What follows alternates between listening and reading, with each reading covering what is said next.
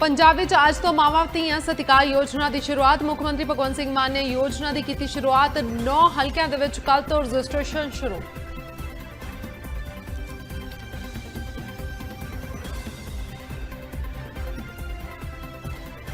BBMB के मुख्य अहुदियां ते पंजाब ते हरियाणा का दबदबा खत्म। केंद्र ने नियम 1974 विच कीता सोध अते खुली भर्ती लई नोटिफिकेशन कीता जारी। हुण दूजे सूबे तो भी भर्ती हुई संभव।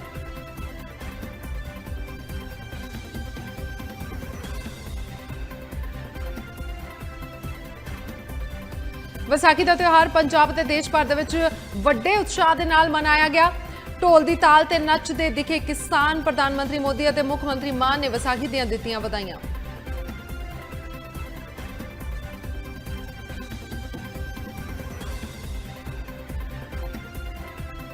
दिल्ली देहरादून एक्सप्रेसवे ते यात्रा होवेगी आसान। प्रधानमंत्री मोदी ने एक्सप्रेसवे का कीता उद्घाटन। 6 घंटे की यात्रा 2.5 घंटे दे विच होवेगी पूरी।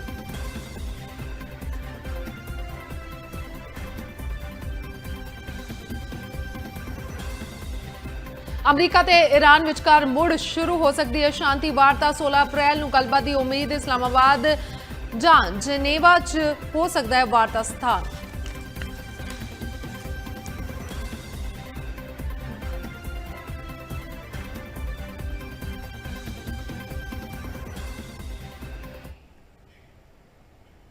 सत श्री अकाल। खबरां पंजाब दियां दे विच तुहाडा बहुत-बहुत स्वागत है। सब तो पहला गल करदे विसाखी के शुभ मौके ते पंजाब सरकार ने औरतां दे नाल कीता होया अपना वादा पूरा किया है। मुख्यमंत्री भगवंत सिंह मान ने मावां धीआं सत्कार योजना की रस्मी शुरुआत की है। इस योजना के लिए रजिस्ट्रेशन कल तो 9 विधानसभा हल्कों के विच शुरू होगी। इस योजना के तहत जनरल श्रेणी दी औरतों को 1000 रुपए का सीधा मान भत्ता और अनुसूचित जाति श्रेणी दी औरतों को 1500 रुपए का मान भत्ता मिलेगा। पंजाब दी बहुत सारिया औरतों को इस योजना के तहत सीधा लाभ होगा।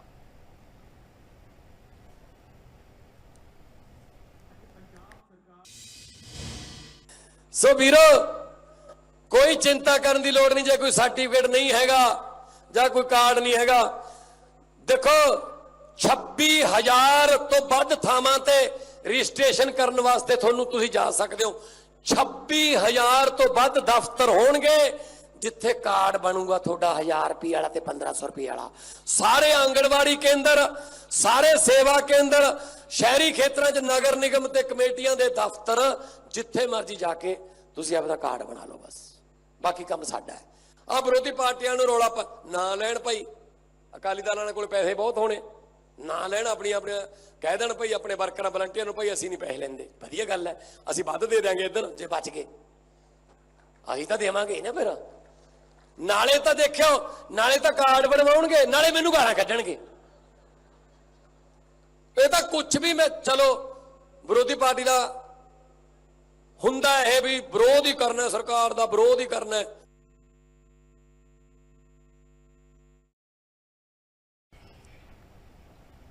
हुण गल करते हैं बीबीएमबी यानी कि भाखड़ा ब्यास प्रबंधन बोर्ड के मुख्य अहुदे हुण पंजाब और हरियाणा तो इलावा होर सूबे तो भर्ती के लिए भी खुले होणगे। केंद्र सरकार ने बीबीएमबी नियमां दे विच सोध की है ते एक खुली भर्ती नोटिफिकेशन जारी किया है, जिस दे नाल पंजाब और हरियाणा तो बाहरले सूबे के बीबीएमबी अधिकारियों को नियुक्तियां की आग्ञा दी गई है।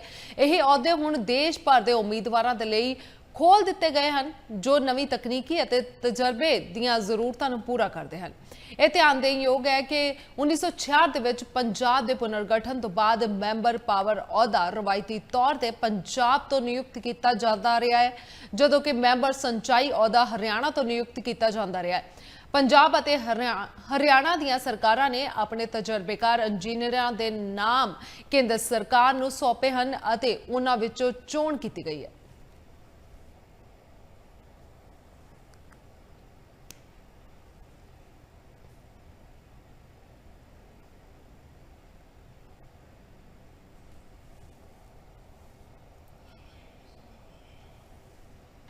इस खबर से ज्यादा जानकारी ਲਈ ਹੁਣ ਸਾਡੇ पत्रकार सज्जन चौधरी ਸਾਡੇ ਨਾਲ जुड़ चुके हैं। जी सज्जन, की कहना चाहोगे तुसी इस खबर ते? जी बिल्कुल, केंद्र सरकार की तरफ से बीबीएमबी में दो अहम पदों पर नियुक्ति, जिसमें से सदस्य इरिगेशन और सदस्य पावर जो है उनके जो नियुक्तियां हैं उनमें बदलाव जो है वो किया गया है। अगर नियमों में बदलाव करने से पहले की बात करें तो बीबीएमबी में इरिगेशन का जो मेंबर था वो हरियाणा के तरफ से होता था, तो वहीं पावर डिपार्टमेंट में जो मेंबर होता था वो पंजाब की तरफ से होता था। लेकिन अब नियमों में बदलाव किया गया है। नियमों में बदलाव ये किया गया है कि दोनों पदों पर हरियाणा और पंजाब के अलावा अन्य किसी भी राज्य से जो अधिकारी हैं उनकी नियुक्ति हो सकती है। हालांकि वरीयता जो है प्राथमिकता जो है वो हरियाणा और पंजाब के अधिकारियों को जरूर दी जाएगी, लेकिन अब पहले सिर्फ दो राज्य हरियाणा और पंजाब के ही जो अधिकारी थे उनकी ही नियुक्तियां की जाती थी। लेकिन अब देश भर में किसी भी राज्य से अधिकारी जो हैं उनको इन दो अहम पदों पर नियुक्तियां जो हैं वो दी जा सकती हैं। इसको लेकर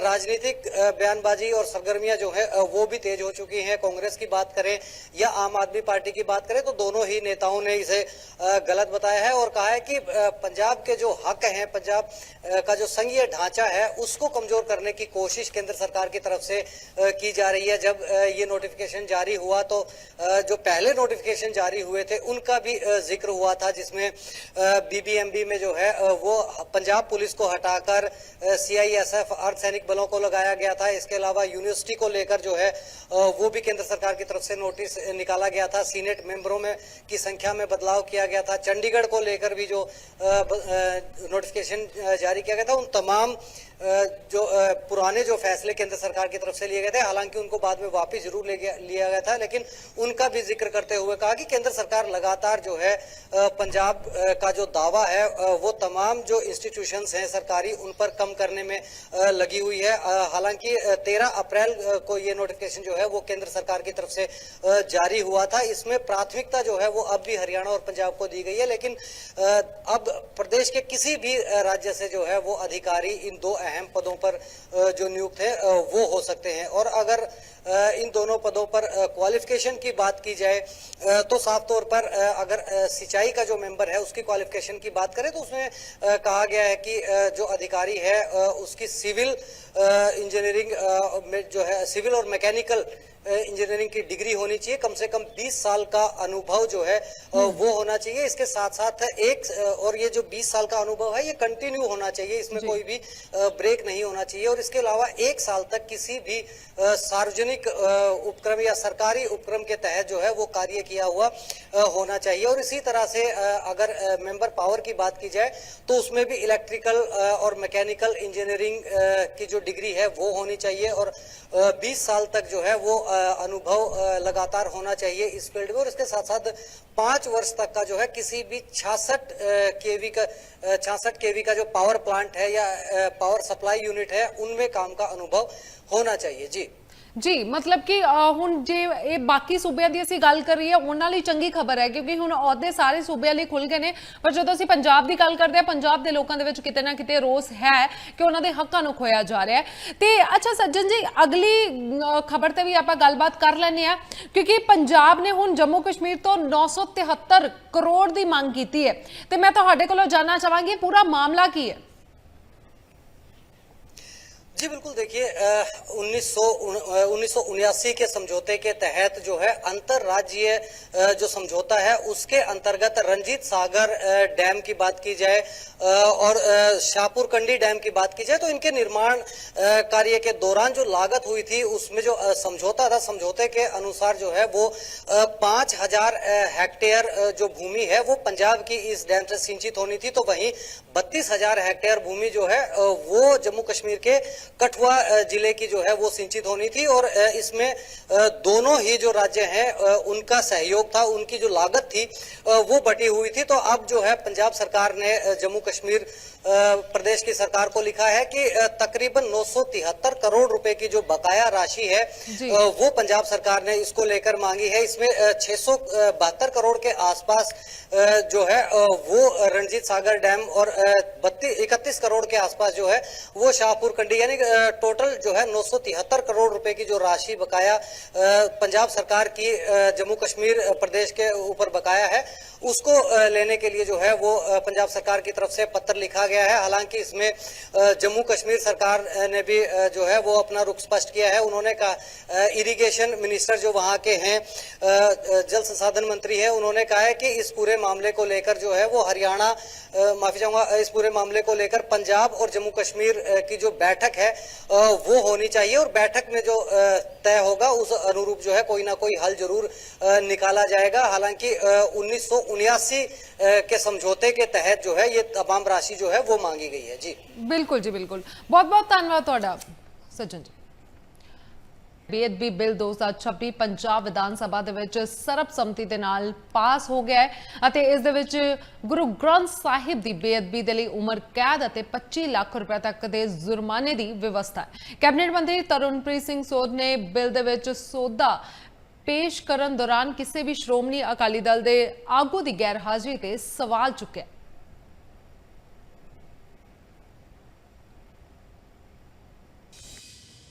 ਸਤਿਕਾਰਯੋਗ ਸਰਦਾਰ ਭਗਵੰਤ ਸਿੰਘ ਮਾਨ ਜੀ ਨੇ ਕੱਲ ਇਹ ਜਿਹੜਾ ਜਾਗਤ ਜੋਸ਼ ਸ੍ਰੀ ਗੁਰੂ ਗ੍ਰੰਥ ਸਾਹਿਬ ਸਤਿਕਾਰ ਸੋਧਨਾ ਬਿੱਲ 2026 ਵਿਧਾਨ ਸਭਾ ਦੇ ਵਿੱਚ ਲਿਆ ਕੇ ਜੋ ਪੇਸ਼ ਕੀਤਾ, ਇਹ ਬੜਾ ਇੱਕ ਇਤਿਹਾਸਿਕ ਫੈਸਲਾ ਸੀ ਤਾਂ ਜੋ ਗੁਰੂ ਸਾਹਿਬ ਦੇ ਪਾਵਨ ਸਰੂਪ, ਗੁਰੂ ਸਾਹਿਬ ਦੇ ਪਾਵਨ ਅੰਗਾਂ ਦੇ ਨਾਲ ਜੋ ਬੇਅਦਬੀਆਂ ਕਰਦੇ ਨੇ ਜਿਹੜੇ ਲੋਕ, ਉਹਨਾਂ ਨੂੰ ਸਖਤ ਤੋਂ ਸਖਤ ਸਜ਼ਾਵਾਂ ਦਿੱਤੀਆਂ ਜਾਣ।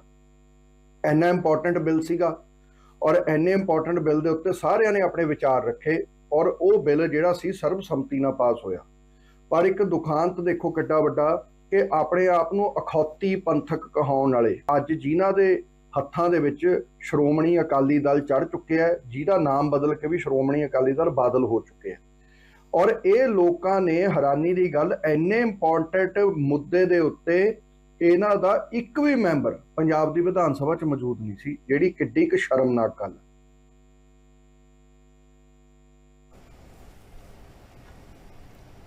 ਉਧਰ ਮੁੱਖ ਮੰਤਰੀ ਭਗਵੰਤ ਸਿੰਘ ਮਾਨ ਨੇ ਖਾਲਸਾ ਸਿਰਜਣਾ ਦਿਵਸ ਅਤੇ ਵਿਸਾਖੀ ਦੇ ਰਾਸ਼ਟਰੀ ਤਿਉਹਾਰ ਤੇ ਸਾਰਿਆਂ ਨੂੰ ਵਧਾਈ ਦਿੱਤੀ ਹੈ। ਉਹਨਾਂ ਨੇ ਇੰਸਟਾਗ੍ਰਾਮ ਤੇ ਪੋਸਟ ਪਾ ਕੇ ਲਿਖਿਆ ਹੈ ਕਿ ਖਾਲਸਾ ਪੰਥ ਸਾਨੂੰ ਹਮੇਸ਼ਾ ਹੀ ਸੱਚਾਈ ਅਤੇ ਧਾਰਮਿਕਤਾ ਦੀ ਰੱਖਿਆ ਲਈ ਪ੍ਰੇਰਿਤ ਕਰਦਾ ਹੈ ਅਤੇ ਸਾਨੂੰ ਮਨੁੱਖਤਾ ਦੀ ਸੇਵਾ ਦਾ ਰਸਤਾ ਦਿਖਾਉਂਦਾ ਹੈ। ਇਸ ਮੌਕੇ ਤੇ ਮੁੱਖ ਮੰਤਰੀ ਭਗਵੰਤ ਸਿੰਘ ਮਾਨ ਨੇ ਪੰਜਾਬ ਦੇ ਲੋਕਾਂ ਨੂੰ ਸਮਾਜ ਦੀ ਭਲਾਈ ਅਤੇ ਸਮੂਹਕ ਸ਼ਾਂਤੀ ਦੇ ਲਈ ਇਕੱਠੇ ਕੰਮ ਕਰਨ ਦੀ ਵੀ ਅਪੀਲ ਕੀਤੀ ਹੈ।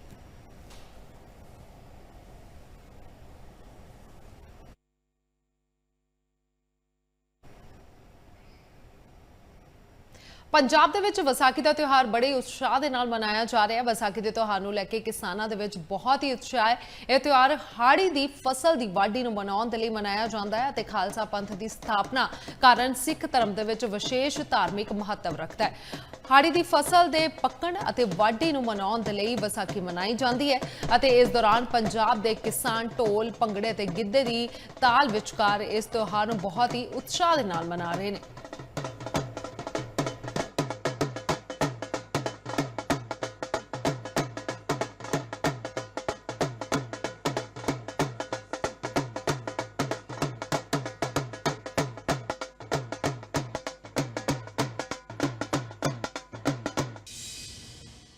आज पंजाब के अंदर बैसाखी का बहुत एक महत्वपूर्ण त्यौहार है।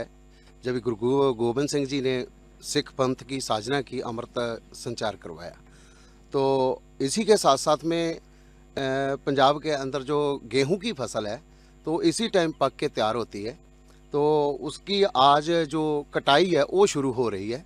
तो हमारी एक रवायत रही है पंजाब की, जो पंजाब के खेत खलिहानों से पूरे पंजाब में खेती से जो रोज़गार था किसान को, मजदूर को मिलता था, तो हाथ से उसकी कटाई होती थी। आज भले मशीनरी का तकनीकी युग आ गया, तो उसके होते हुए भी हमारे किसान जो है, मजदूर है, वो हाथ से कटाई करके उसकी जो शुरुआत कर रहे हैं गेहूं की फसल की, तो उसके बाद में जो कंबाइन है उसके साथ बड़ी जो कटाई का माहौल पूरे पंजाब में आपको देखने को मिलेगा। ਸ਼੍ਰੀ ਅਨੰਦਪੁਰ ਸਾਹਿਬ ਦੇ ਵਿੱਚ ਵਿਸਾਖੀ ਦੇ ਤਿਉਹਾਰ ਮੌਕੇ ਤੇ ਸ਼ਰਧਾ ਅਤੇ ਉਤਸ਼ਾਹ ਦਾ ਇੱਕ ਅਦਭੁਤ ਸੰਗਮ ਦੇਖਣ ਨੂੰ ਮਿਲ ਰਿਹਾ ਹੈ। ਭਾਰਤ ਅਤੇ ਵਿਦੇਸ਼ਾਂ ਤੋਂ ਹਜ਼ਾਰਾਂ ਸ਼ਰਧਾਲੂ ਇੱਥੇ ਪਹੁੰਚ ਰਹੇ ਹਨ ਅਤੇ ਪਵਿੱਤਰ ਸਰੋਵਰ ਦੇ ਵਿੱਚ ਇਸ਼ਨਾਨ ਕਰ ਰਹੇ ਹਨ। ਨਾਲ ਹੀ ਗੁਰੂ ਘਰਾਂ ਦੇ ਵਿੱਚ ਨਤਮਸਤਕ ਵੀ ਹੋ ਰਹੇ ਨੇ। ਗੁਰੂ ਘਰਾਂ ਵਿਖੇ ਦੂਰ ਦੂਰ ਤੋਂ ਸ਼ਰਧਾਲੂਆਂ ਦੀਆਂ ਲੰਬੀਆਂ ਕਤਾਰਾਂ ਦੇਖੀਆਂ ਜਾ ਸਕਦੀਆਂ ਹਨ। ਇਸ ਮੌਕੇ ਤੇ ਤਖਤ ਸ਼੍ਰੀ ਕੇਸਗੜ੍ਹ ਸਾਹਿਬ ਨੂੰ ਰੰਗ ਬਿਰੰਗੀਆਂ ਲਾਈਟਾਂ ਅਤੇ ਫੁੱਲਾਂ ਦੇ ਨਾਲ ਸਜਾਇਆ ਗਿਆ ਹੈ।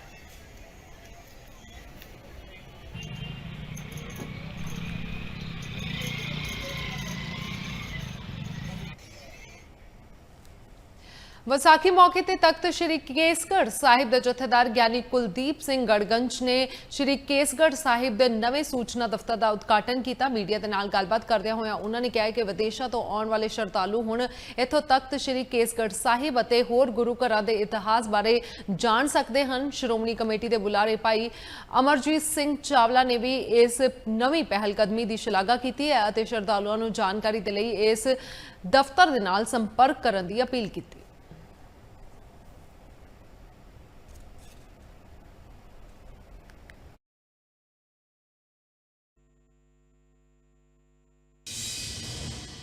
सूचना केंद्र आ सूचना ਆਪਾਂ ਮਤਲਬ ਇਹੋ ਹੁੰਦਾ ਵੀ ਕੋਈ ਵੀ ਆ ਰਿਹਾ ਬੰਦਾ ਉਹਨੂੰ ਕੋਈ ਸੂਚਨਾ ਚਾਹੀਦੀ ਕੋਈ ਜਾਣਕਾਰੀ ਚਾਹੀਦੀ ਆ ਤੇ ਉਹਨੂੰ ਜਾਣਕਾਰੀ ਜਿਹੜੀ ਚੰਗੇ ਤਰੀਕੇ ਦੇ ਨਾਲ ਮਿਲ ਸਕੇ। ਇਸ ਕੇਂਦਰ ਖੁੱਲਣ ਦੇ ਨਾਲ ਇੱਥੇ ਜਦੋਂ ਕੋਈ ਦੇਸ਼ ਤੋਂ ਜਾਂ ਵਿਦੇਸ਼ ਦੇ ਵਿੱਚੋਂ ਕੋਈ ਵੀ ਭਾਵੇਂ ਕੋਈ ਰੁਤਬੇ ਦੇ ਵਿੱਚ ਬਹੁਤ ਵੱਡਾ ਹੋਵੇ ਜਾਂ ਕੋਈ ਆਮ ਵੀ ਸੂਚਨਾ ਕੇਂਦਰ ਆਣ ਕੇ ਸੂਚਨਾ ਲੈ ਸਕਦਾ ਕਿਸੇ ਵੀ ਤਰੀਕੇ ਦੀ। ਇੱਥੇ ਆਉਣਾ ਵਾ ਕਈ ਵਾਰੀ ਪ੍ਰੋਟੋਕਾਲ ਦੇ ਤਹਿਤ ਕੋਈ ਦੇਸ਼ਾਂ ਵਿਦੇਸ਼ਾਂ ਦੇ ਵਿੱਚੋਂ ਉਹ ਬੰਦੇ ਵੀ ਆਉਂਦੇ ਜਿਹੜੇ ਕੋਈ ਸਰਕਾਰ ਦੀ ਨੁਮਾਇੰਦਗੀ ਕਰਦੇ ਜਾਂ ਕਿਸੇ ਮੁਲਕ ਦੀ ਨੁਮਾਇੰਦਗੀ ਕਰਦੇ ਆ।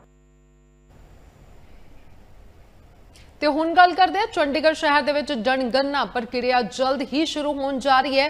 ਚੰਡੀਗੜ੍ਹ ਦੇ ਡਿਪਟੀ ਕਮਿਸ਼ਨਰ ਨਿਸ਼ਾਂਤ ਕੁਮਾਰ ਨੇ ਜਨਗਣਨਾ ਪ੍ਰਕਿਰਿਆ ਬਾਰੇ ਜਾਣਕਾਰੀ ਦੇਣ ਦੇ ਲਈ ਇੱਕ ਪ੍ਰੈਸ ਕਾਨਫਰੰਸ ਕੀਤੀ ਹੈ।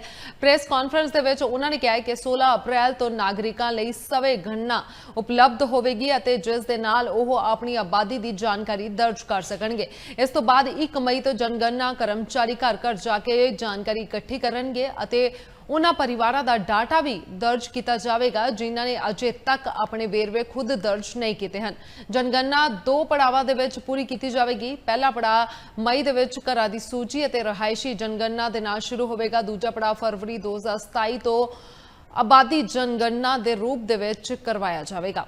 ਪ੍ਰਸ਼ਾਸਨ ਨੇ ਫਰਵਰੀ ਅਤੇ ਅਪ੍ਰੈਲ ਦੇ ਵਿਚਕਾਰ ਅਧਿਕਾਰੀਆਂ ਅਤੇ ਸਟਾਫ ਦੇ ਲਈ ਸਿਖਲਾਈ ਪ੍ਰੋਗਰਾਮਾਂ ਦਾ ਆਯੋਜਨ ਵੀ ਕੀਤਾ ਹੈ।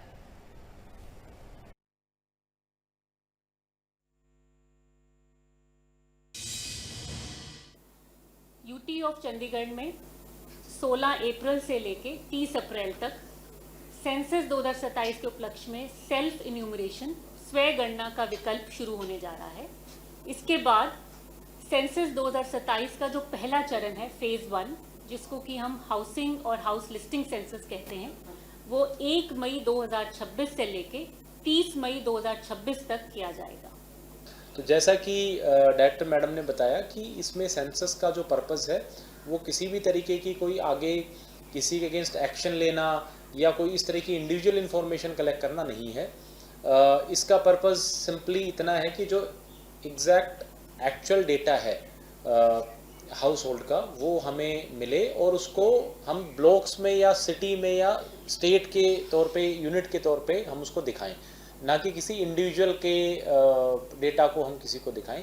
ये डेटा पूरी तरह सुरक्षित है और जैसा कि मैडम ने बताया कि ये 16वीं सेंसस जो है वो हमारी है। पहले भी सेंसस इतनी बारी कराई गई है, कहीं भी इस तरह की कोई बात नहीं आई कि डेटा को कहीं मिसयूज़ किया गया हो।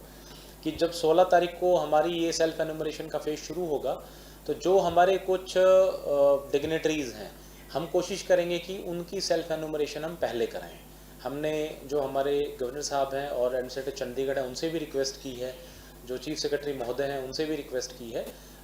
हम आपको ड्यू कोर्स में वो डिटेल्स और पिक्चर्स जो है वो भी शेयर कर देंगे। तो मेरी रिक्वेस्ट रहेगी कि इसके अलावा भी जो और कोई हमारे सेलिब्रिटीज़ हैं उनका हम सेल्फ एनुमरेशन करेंगे। ਤੇ ਹੁਣ ਗੱਲ ਅੰਮ੍ਰਿਤਸਰ ਦੀ ਕਰਦੇ ਹਾਂ, ਜਿੱਥੇ ਕਿ ਕਮਿਸ਼ਨਰੇਟ ਪੁਲਿਸ ਨੇ ਇੱਕ ਵੱਡੀ ਕਾਰਵਾਈ ਦੇ ਵਿੱਚ ਇੱਕ ਅੰਤਰਰਾਸ਼ਟਰੀ ਹਥਿਆਰ ਤਸਕਰੀ ਕਰਨ ਵਾਲੇ ਗਿਰੋਹ ਦਾ ਪਰਦਾਫਾਸ਼ ਕੀਤਾ ਹੈ। 3 ਮੁਲਜ਼ਮਾਂ ਨੂੰ ਗ੍ਰਿਫਤਾਰ ਕੀਤਾ ਗਿਆ ਤੇ ਉਹਨਾਂ ਦੇ ਕਬਜ਼ੇ ਵਿੱਚੋਂ 6 ਆਧੁਨਿਕ ਪਿਸਤੌਲ ਬਰਾਮਦ ਕੀਤੇ ਗਏ ਹਨ। ਜਾਣਕਾਰੀ ਦਿੰਦੇ ਹੋਏ ਪੁਲਿਸ ਕਮਿਸ਼ਨਰ ਗੁਰਪ੍ਰੀਤ ਸਿੰਘ ਭੁੱਲਰ ਨੇ ਦੱਸਿਆ ਹੈ ਕਿ ਇਹ ਤਿੰਨੇ ਮੁਲਜ਼ਮ ਸੋਸ਼ਲ ਮੀਡੀਆ ਰਾਹੀਂ ਪਾਕਿਸਤਾਨ ਦੇ ਵਿੱਚ ਸਥਿਤ ਤਸਕਰਾਂ ਦੇ ਸੰਪਰਕ ਦੇ ਵਿੱਚ ਸਨ ਅਤੇ ਪੰਜਾਬ ਦੇ ਵੱਖ-ਵੱਖ ਖੇਤਰਾਂ ਦੇ ਵਿੱਚ ਕੰਮ ਕਰ ਰਹੇ ਅਪਰਾਧੀਆਂ ਨੂੰ ਹਥਿਆਰ ਸਪਲਾਈ ਕਰ ਰਹੇ ਸਨ।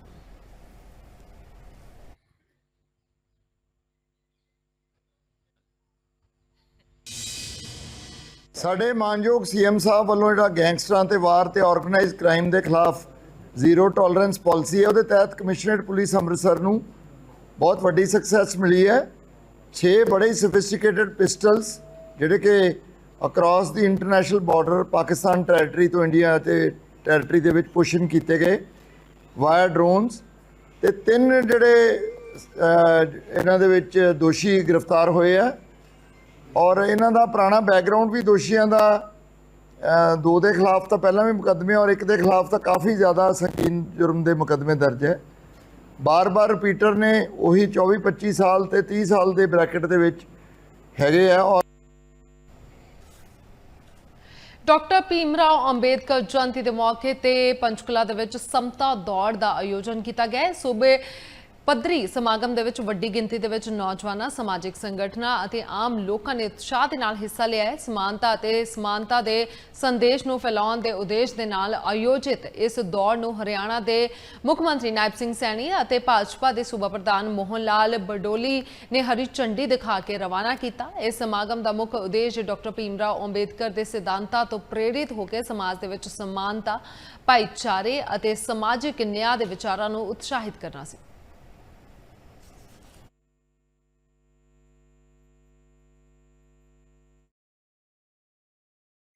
ਤੁਹਾਨੂੰ ਦੱਸ ਦਿੰਦੇ ਹਾਂ ਕਿ ਸੰਸਦ ਦਾ ਇੱਕ ਵਿਸ਼ੇਸ਼ ਸੈਸ਼ਨ 16, 17 ਤੇ 18 ਅਪ੍ਰੈਲ ਨੂੰ ਆਯੋਜਿਤ ਕੀਤਾ ਜਾਵੇਗਾ, ਜਿਸ ਦੇ ਵਿੱਚ ਨਾਰੀ ਸ਼ਕਤੀ ਵੰਦਨ ਐਕਟ ਤੇ ਵਿਸਤਾਰ ਦੇ ਨਾਲ ਚਰਚਾ ਕੀਤੀ ਜਾਵੇਗੀ।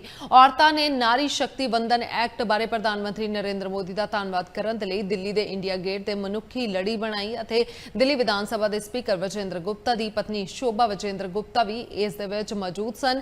ਇਸ ਦੌਰਾਨ ਉਹਨਾਂ ਨੇ ਕਿਹਾ ਕਿ ਡਾਕਟਰ ਭੀਮਰਾਓ ਅੰਬੇਦਕਰ ਨੇ ਵੀ ਔਰਤਾਂ ਦੀ ਲੀਡਰਸ਼ਿਪ ਬਾਰੇ ਗੱਲ ਕੀਤੀ ਹੈ ਅਤੇ ਹੁਣ ਪ੍ਰਧਾਨ ਮੰਤਰੀ ਮੋਦੀ ਨੇ ਵੀ ਔਰਤਾਂ ਨੂੰ 33% ਰਾਖਵਾਂਕਰਨ ਦੇਣ ਦੀ ਗੱਲ ਕੀਤੀ ਹੈ। ਉਹਨਾਂ ਨੇ ਕਿਹਾ ਹੈ ਕਿ ਪਹਿਲਾਂ ਅਸੀਂ 4% ਤੇ ਸੀ, ਮੋਦੀ ਜੀ ਦੇ ਸੱਤਾ ਦੇ ਵਿੱਚ ਆਉਣ ਤੋਂ ਬਾਅਦ ਹੁਣ ਅਸੀਂ 14% ਤੇ ਪਹੁੰਚ ਗਏ ਹਾਂ।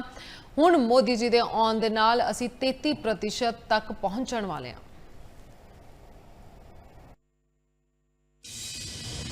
देख सकते हैं नारी बंधन अधिनियम को लेकर, आप देख सकते हैं इस वक्त हम इंडिया गेट पे मौजूद है। आप देख सकते हैं तमाम नारी शक्ति जो है आधी आबादी यहाँ पर पहुंची हुई है। जानने की कोशिश करते हैं कि क्या खुशी है, किस बात को लेकर वो ह्यूमन चैन बनाए हैं। मैडम, आज ह्यूमन चैन बना रहे हैं, क्या मोटिव है? आज उत्सव का दिन है। एक दूसरे का हाथ पकड़कर प्रधानमंत्री जी को और सरकार को धन्यवाद देने का दिन है। आज का दिन हमने इसलिए चुना क्योंकि आज अंबेडकर जयंती भी है। दोनों ने ही 1950 में अंबेडकर जी ने आवाज उठाई थी कि स्त्री स्वतंत्रता और स्त्री समता होनी ही चाहिए और उसके लिए जो कुछ भी करना होगा वो हमें करना होगा। मैं यहाँ पर ये भी बताना चाहूंगी कि हमें कोई हम भीख नहीं मांग रहे थे, ये हमारा संवैधानिक अधिकार था। हाँ, इसीलिए हम यहाँ पर एकत्रित हुए हैं कि पहली बार कोई ऐसा लाल आया है, कोई ऐसा प्रधानमंत्री आया है जिसने ये ठान ली कि मैं 33% हर तरीके से महिलाओं को आरक्षण विधानसभा में भी और पार्लियामेंट में भी दूंगा। 2029 में जितने भी कंटक थे इसके लिए, उसके लिए संशोधन करके विशेष सत्र का आयोजन किया जा रहा है 16 से 18 तारीख का। हम सब बहनें उनको शुभकामनाएं देना चाहती हैं कि बिना कंटक के, बिना किसी हर्डल्स के उनका ये काम संपन्न हो। क्या लगता है इस कानून के आने से, इस अधिनियम के आने से नारी शक्ति को एक बड़ा प्लेटफॉर्म मिलेगा? खुल के जो गृहिणी महिलाएं थी, जो जिनको मौका नहीं मिल पाता था, अब क्या लगता है कि विधानसभा में, लोकसभा में उनकी भागीदारी होगी? बिल्कुल बिल्कुल ऐसा होगी। देखिए, अभी जब हम 1952 के अंदर पहली बार हमारे लोकसभा बनी, जब पार्लियामेंट आई, तब हम 4.4% थे, जो बढ़ते बढ़ते प्रधानमंत्री जी के काल में 14% हुआ और तमाम एक इक्वल चलने के बाद ये 14% से ज्यादा नहीं पहुंचा। लेकिन प्रधानमंत्री जी ने जब इसको 33% किया है तो मुझे लगता है कि जो लड़की ये कहती है कि मैं इंजीनियर बनूंगी, मैं डॉक्टर बनूंगी, मुझे लगता है आज वो शान से ये भी कहेगी कि मैं विधायिका बनूंगी या मैं MP बनूंगी, क्योंकि हमने उसके रास्ते खोल दिए हैं। अभी तक ये जो 4.4% था या 14% था, ये इसके अंदर बहुत सारे कारण रहे कि परिवार उसमें मुख्य कारण रहा, लेकिन अब सामान्य जन से, किसान परिवार से, ट्राइबल से, कम पढ़े लिखे, ज्यादा पढ़े लिखे शहरों से और दूर कस्बों से भी महिलाएं MP बनकर आएंगी, तो ये हम सबके लिए गौरवशाली बात है। तो आप देख सकते हैं जिस तरीके से इस अधिनियम को लेकर जो है चौक चौराहों से लेकर आप देख सकते हैं अब इंडिया गेट पर ये वुमन चैन बनी है और कहीं ना कहीं इस कानून को लेकर, इस अधिनियम को लेकर जो है महिलाएं उत्साहित नजर आ रही हैं। आप देख सकते हैं वो इस जो बिल का स्वागत कर रही है और कह रही है कि 15 साल नहीं बल्कि हमेशा के लिए ये कानून जो है एप्लीकेबल हो जाना चाहिए। कैमरा पर्सन आदित्य के साथ मैं कपिल मिश्रा, MS न्यूज, दिल्ली। ਖਬਰਾਂ ਪੰਜਾਬ ਦੀਆਂ ਦੇ ਵਿੱਚ ਫਿਲਹਾਲ ਦੇ ਲਈ ਇਹ ਨਵੀਆਂ ਤੇ ਤਾਜ਼ਾ ਖਬਰਾਂ ਲਈ ਤੁਸੀਂ ਬਣੇ ਰਹੋ MH1 ਨਿਊਜ਼ ਦੇ ਨਾਲ। ਸਤਿ ਸ਼੍ਰੀ ਅਕਾਲ।